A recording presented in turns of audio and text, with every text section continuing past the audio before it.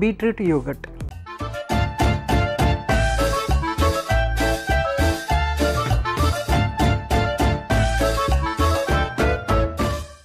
Beetroot యోగర్ట్కి కావాల్సిన పదార్థాలు ఏంటో ఒకసారి చూసేద్దాం.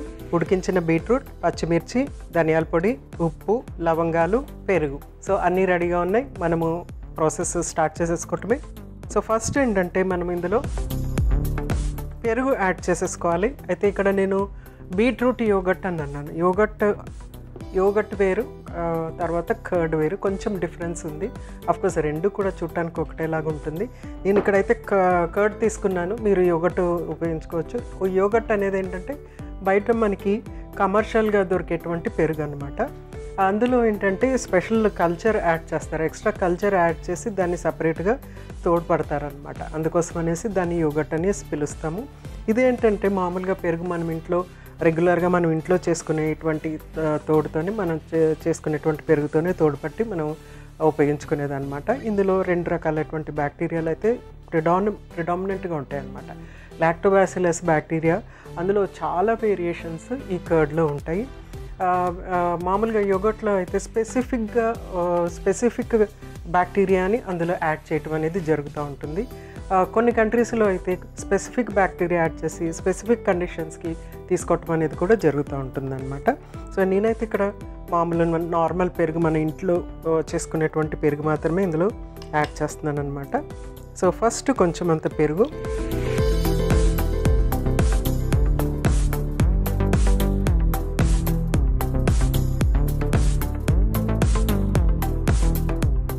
తర్వాత ఉప్పు,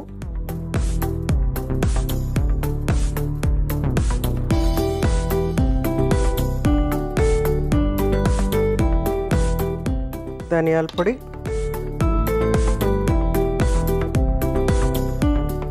నెక్స్ట్ ఏంటంటే కొంచెము ఒక ఘాటు కోసం అనమాట లవంగాలు 2 యాడ్ చేస్తున్నాము. ఒక స్పెషల్ టేస్ట్ అనేది వస్తుందన్నమాట. లవంగాలు యాడ్ చేసేటప్పటికి ఒక ఫైన్గా ఉండేటువంటి ఒక ఘాటు వస్తుందన్నమాట. బీట్రూట్ ఏంటంటే అది చాలా స్వీటిష్గా ఉంటుంది. సో కొంచెము పచ్చిమిర్చి తర్వాత కొంచెం లవంగం లాంటి ఘాటు యాడ్ అయ్యేటప్పటికి ఏంటంటే ఒక మంచి డిఫరెంట్ టేస్ట్ వస్తుంది. సో ఇందులో 2 లవంగాలు జస్ట్ క్రష్ చేసేసి యాడ్ చేసుకుంటాం.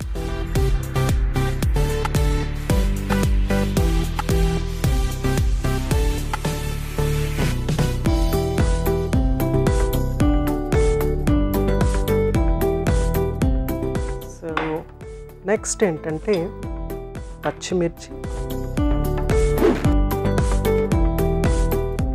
ఫైన్గా కట్ చేసేస్తున్నాను. దీన్ని ఒక చక్కటి స్నాక్ లాగా తీసుకోవచ్చు అనమాట. ఇప్పుడు మనం తయారు చేసేటువంటి రెసిపీ స్పెషలీ డయాబెటీస్ ఉన్న వాళ్ళకి ఒక స్వీటిష్గా ఉంటుంది. At the same time sugar levels అవన్నీ కూడా టూ హై అవన్నీ మీకు పెరగకుండా ఉంటుందన్నమాట. సో బీట్రూట్లో ఉన్నటువంటి యాంటాక్సిడెంట్స్, బోల్డ్ అండ్ యాంటాక్సిడెంట్స్ ఉంటాయి, అవన్నీ కూడా యూస్ఫుల్గా ఉపయోగపడతాయి అన్నమాట. సో ఇది డెఫినెట్గా డయాబెటీస్ ఉన్న వాళ్ళకి మంచి స్నాక్. అలాగే పాలు పడని వాళ్ళకి, అంటే పాలు తాగితే కడుపు ఉబ్బరము రావటము, అరుగుదల లేకపోవటము ఉంటుంది, లాక్టోజ్ ఇంటాలరెన్స్ అంటారు. ఈ లాక్టోజ్ ఇంటాలరెన్స్ అనేది ఎప్పుడెప్పుడు వస్తుందంటే పుట్టుకతోనే వస్తుంది కొంతమందికి లాక్టోజ్ ఇంటాలరెన్స్, పాలు పడకపోవటం అనేది. ఇంకొకటి ఏంటంటే ఏదైనా ఆపరేషన్ జరిగిన తర్వాత లేకుంటే హై డోస్ ఆఫ్ యాంటీబయాటిక్ వాడిన తర్వాత పాలు పడకపోవటం అనేది ఉంటుందన్నమాట. ఆ టైంలో మనము ఏం చేయాలి అంటే ఫస్ట్ మజ్జిగతో స్టార్ట్ చేసి తర్వాత పెరుగు, తర్వాత మెల్లమెల్లగా ఒక 3 months 6 months అయిన తర్వాత పాలు ట్రై చేసి చూసుకోవచ్చు అనమాట. పడుతుంటే కంటిన్యూ చేయొచ్చు, లేకపోతే పెరుగుతోనే కంటిన్యూ చేయాలి. సో ఫస్ట్ దీన్ని చక్కగా విస్క్ చేసేద్దాము. సో చక్కగా క్రీమీగా అయ్యే వరకు దీన్ని చక్కగా కలుపుకుంటే మనకి ఫైనల్ ప్రోడక్ట్ చక్కగా లుక్ బాగుంటుందన్నమాట. సో చక్కగా క్రీమీగా రెడీ అయిపోయింది కదా. నెక్స్ట్ బీట్రూట్, ఉడకబెట్టినటువంటి బీట్రూట్. సో దీన్ని మనము గ్రేట్ చేసేసుకుందాం ఫస్ట్. సో ఉడకబెట్టి గ్రేట్ చేయటం వల్ల ఏంటంటే ఈజీగా కట్ అయిపోతుంది. పచ్చిది కూడా యాడ్ చేసుకోవచ్చు, కానీ అది మళ్ళీ అగైన్ డిఫరెంట్ ఫ్లేవర్ అనమాట. సో ఉడకబెట్టి తీసుకుంటే కనుక దుంపకూరలు ఎప్పుడూ కూడా అరుగుదల బాగుంటుంది. తర్వాత ఇందులో ఉన్నటువంటి యాంటాక్సిడెంట్స్ అనేవి కూడా చక్కగా ఉపయోగపడుతూ ఉంటాయి అన్నమాట మనకి. సో నైస్ పింక్ రైతాలాగా ఉంటుందన్నమాట ఇది. యోగట్ ఎందుకన్నానంటే యూజువల్గా దీనికి యోగట్ యూస్ చేస్తే బాగుంటుంది అనమాట. అంటే కమర్షియల్గా తయారు చేసినటువంటి కర్డ్ యూస్ చేస్తే చాలా చక్కగా ఉంటుంది. ఈవెన్ నార్మల్ పెరుగు కూడా బాగుంటుంది.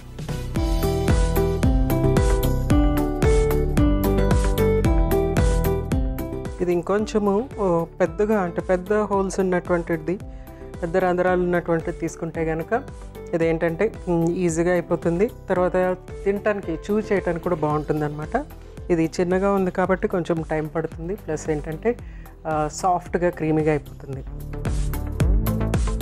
సో అట్లీస్ట్ మనము ఒక కంప్లీట్ బీట్రూట్ మనం యాడ్ చేయొచ్చు మనం తీసుకున్నటువంటి కర్డ్కి.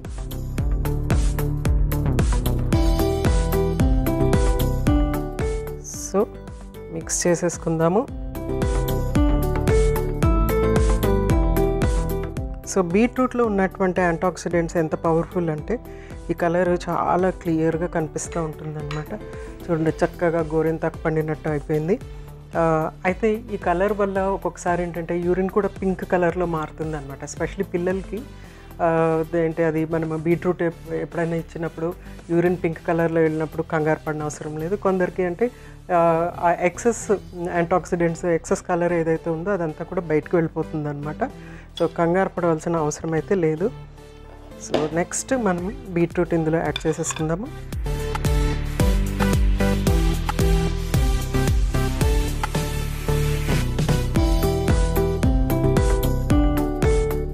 చూడండి ఎంత చక్కటి పింక్ కలర్ వచ్చేసిందో. ఇందులో మనము కొన్ని గ్రేప్స్ లేకుంటే వాటర్ మెలను అలాంటివి కూడా యాడ్ చేసుకోవచ్చు, మీ choice. But as it is దీన్ని డైరెక్ట్గా బిర్యానీస్లో కానీ లేకపోతే ఫ్రైడ్ రైస్తో పాటు కానీ లేకుంటే బిర్యానీ రైస్తో పాటు కానీ తీసుకుంటే కనుక చాలా బాగుంటుంది. యాజ్ ఇట్ ఈస్ దీన్ని స్నాక్ లాగా కూడా తీసుకోవచ్చు. ఇంకొన్ని వెజిటబుల్స్ అంటే ఉల్లిపాయలు టమాటాలు అలాంటివి కూడా యాడ్ చేసుకోవచ్చు, లేకుంటే ఫ్రూట్స్ యాడ్ చేసుకోవచ్చు. స్వీటిష్గా ఉంటుంది కాబట్టి కొంచెం అంటే బీట్రూట్ యాడ్ చేసినందుకు కొంచెం స్వీటిష్గా ఉంటుంది కాబట్టి మీరు వేరే ఫ్రూట్స్ కూడా ఇందులో యాడ్ చేసుకోవచ్చు. సో సర్వ్ చేసేసుకుందాము.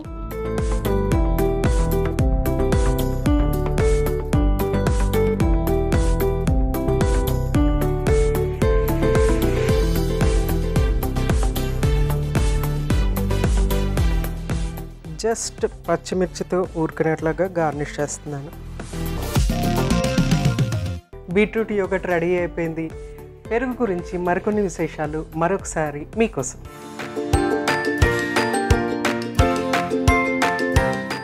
పెరుగును క్రమం తప్పకుండా తీసుకోవడం వల్ల రక్తంలో చక్కెర స్థాయిలను నియంత్రించడంలో సహాయపడుతుంది.